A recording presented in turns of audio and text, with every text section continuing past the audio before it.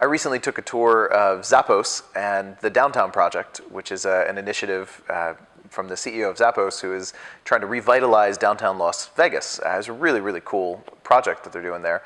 And one of the questions Tony, the CEO, posed to me, which was really intriguing, is he said, look, there's some interesting research that shows as cities grow, as a city doubles in size, the productivity per member of the city goes up.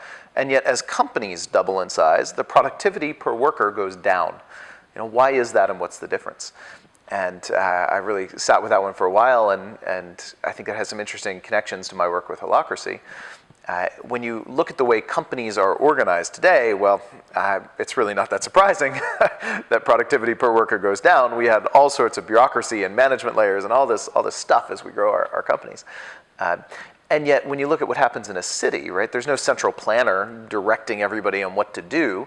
Everyone's kind of free to express their own purpose in their life, to use their own best judgment on how to get their needs and goals met, to work with others and exchange with others.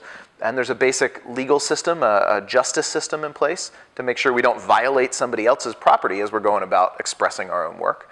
And what those boundaries and freedom within boundaries does is allow us to just kind of self-organize and figure out what makes the most sense.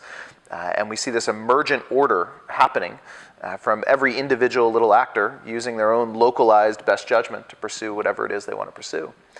And we don't see that in companies. We really don't see that in our modern organizational structure much.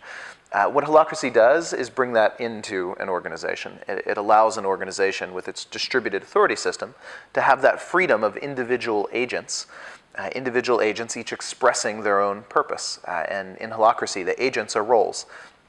And a role is not the same as a job description. You will fill many roles in an organization. And a role has autonomy. It has a purpose. Each role has its own little purpose on behalf of the broader system.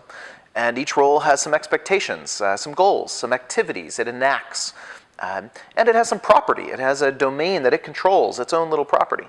And it can work with other roles, and it can figure out the interconnections. And nobody has to organize and order or structure what everyone's doing at any given point. There isn't a need for managers in the same way to centralize that. Right? Much more like a city, we give the roles the freedom.